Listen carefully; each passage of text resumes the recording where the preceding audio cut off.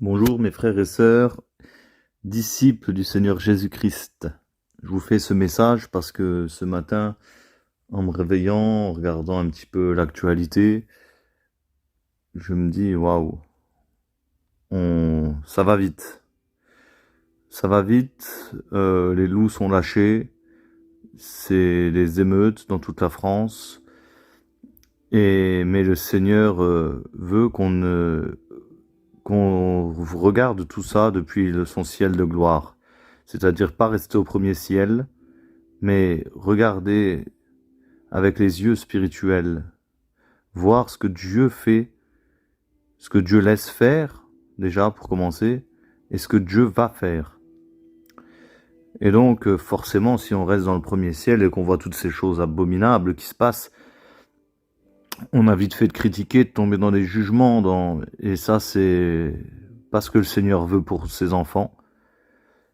Le Seigneur nous dit d'éviter les discours vains et profanes.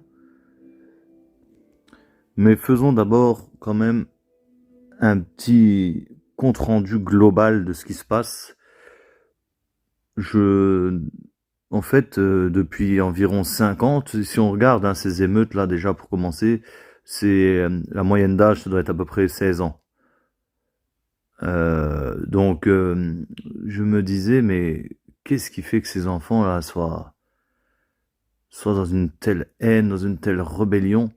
Mais en fait, si on réfléchit bien, depuis environ 5 ans, donc depuis 2018, que les manifestations des Gilets jaunes ont commencé, il y a eu voilà, ces révolutions depuis 5 ans, donc, qui n'ont pas été entendues.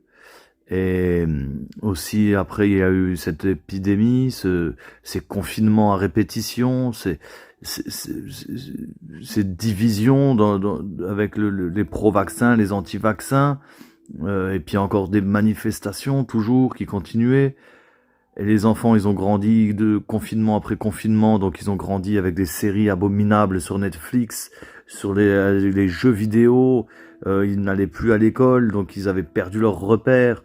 Et là maintenant, on est dans un contexte de troisième guerre mondiale, dans un contexte de crise économique, dans un contexte de propagande mondiale LGBTique. Alors en regardant tout ça, on se dit mais qu'est-ce qu'on attendait de cette génération? Depuis 5 ans, on les fait grandir dans ce monde-là, sans aucune espérance. Qu'est-ce qu'on attendait? Qu'est-ce qu'on voulait que ça donne, quoi? Eh ben, ça donne ça. Une rébellion. Une rébellion comme on n'en a jamais vu. Une haine comme on n'a jamais vu. Et moi, je crois vraiment que tout ça, en fait, c'est la suite logique. C'est la suite logique, mais permise par Dieu, parce que Dieu a promis un puissant réveil, mais il a aussi parlé par la bouche de plusieurs prophètes qui ont annoncé que le Seigneur allait briser l'orgueil de la France, parce qu'elle s'est éloignée de lui. Et voilà ce qui arrive. Tout ça, ça a été permis par Dieu, parce qu'il ne tombe pas à terre un oiseau sans que le Seigneur le veuille. C'est un jugement de Dieu qui arrive là maintenant. Et nous, comment on doit se positionner dans tout ça? D'abord, nous, on sait que le monde entier gît sous la puissance du malin, la puissance du diable qui est déchaîné parce qu'il sait que sa fin est très proche. Il a lâché tous ses démons sur la terre, ils sont déchaînés et c'est le prince de la puissance de l'air. Il ne faut pas l'oublier, tous ces jeunes, tous ces émeutiers-là, ils sont animés par ces esprits mauvais qui n'ont qu'un désir, c'est de semer le chaos partout. Et les élites qui gouvernent le monde, eh ben forcément, c'est des gens qui ne veulent pas notre bien.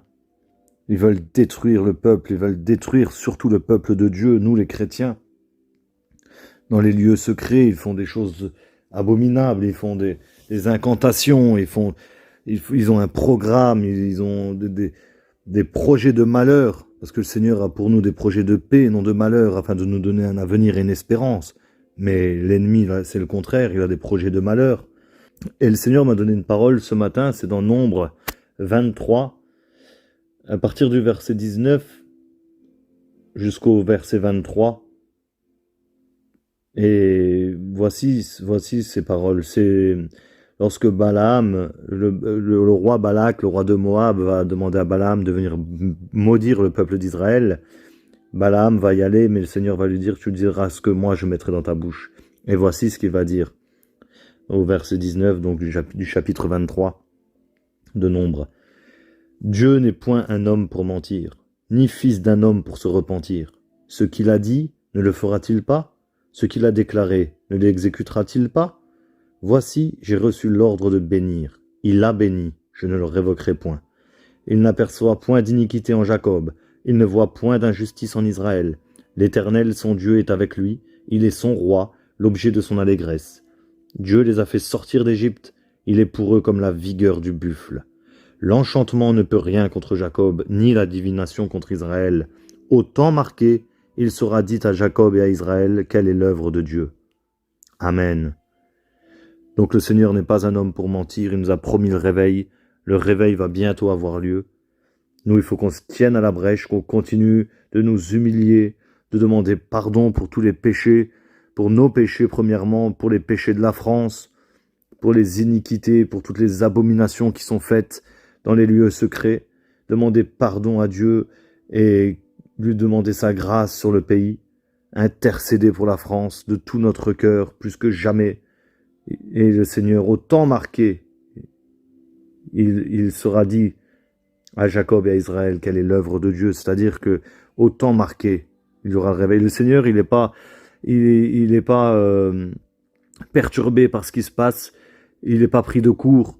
Le Seigneur, il a un temps marqué. Le Seigneur, il est assis sur son trône, il règne, il est souverain. Il tient toutes choses entre ses mains. Alors nous, dans ces temps-là, qu'est-ce qu'il faut qu'on fasse? C'est Seigneur, montre-nous ta stratégie. Comment agir? Parce que Dieu, c'est un Dieu de stratégie, on le voit dans l'Ancien Testament, dans les nombreuses guerres dans les nombreuses victoires qu'il a données au peuple d'Israël. C'est un Dieu de stratégie, alors nous, on doit être là, à genoux, et demander au Seigneur, Saint-Esprit, montre-nous, quel est notre rôle dans ces temps-là. Déjà, le Seigneur nous met en garde, surtout pas tomber dans les discours vains et profanes. Ça, je l'ai reçu ce matin aussi. Donc le Seigneur nous avertit, donc c'est l'apôtre Paul avec Timothée, dans 1 Timothée 6, à partir du verset 11. Pour toi, homme de Dieu, fuis ces choses et recherche la justice, la piété, la foi, la charité, la patience, la douceur. Combat le bon combat de la foi. Saisis la vie éternelle à laquelle tu as été appelé et pour laquelle tu as fait une belle confession en présence d'un grand nombre de témoins.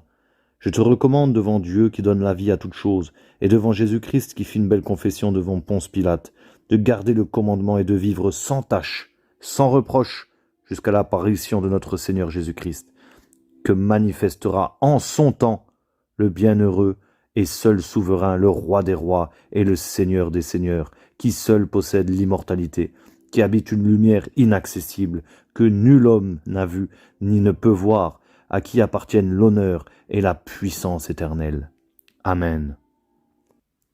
Et l'apôtre Paul va terminer en disant, plus loin au verset 20, « Ô Timothée, garde le dépôt en évitant les discours vains et profanes et les disputes de la fausse science dont font profession quelques-uns qui se sont ainsi détournés de la foi. Que la grâce soit avec vous. Amen. » Voilà mes frères et sœurs, le court message que je voulais vous laisser. Ne soyons pas distraits, levons la tête, notre délivrance est proche. Combattons le bon combat, restons fixés sur les objectifs. Le Seigneur va manifester sa gloire. Il y a une semaine, il m'a dit pendant le culte, le dimanche matin, il m'a parlé clairement avec ces mots. Il n'y a plus de temps. Arrêtez les distractions. Il n'y a plus de temps. Et c'était, waouh, ça m'avait bouleversé. Et je comprends maintenant. Je comprends avec tout ce qui se passe qu'il n'y a plus de temps. Plus de temps pour les distractions, pour les discours vains et profanes. Prions, le Seigneur depuis quelques semaines me pousse de plus en plus à prier, à jeûner. Et plus je jeûne, plus je prie, plus je passe au creuset. Et je me disais, mais Seigneur, mais pourquoi je passe à ce point-là, à la moulinette? Et le Seigneur m'a dit, parce qu'il y a encore de l'orgueil en toi. Et je ne donnerai ma gloire à personne d'autre. Mes frères et sœurs, le Seigneur, il va manifester sa gloire comme jamais, jamais il l'a manifesté. Pour ce dernier puissant réveil avant son retour. Mais il veut des gens morts à eux-mêmes, qui portent leur croix, qui ne voleront pas la gloire de l'Éternel.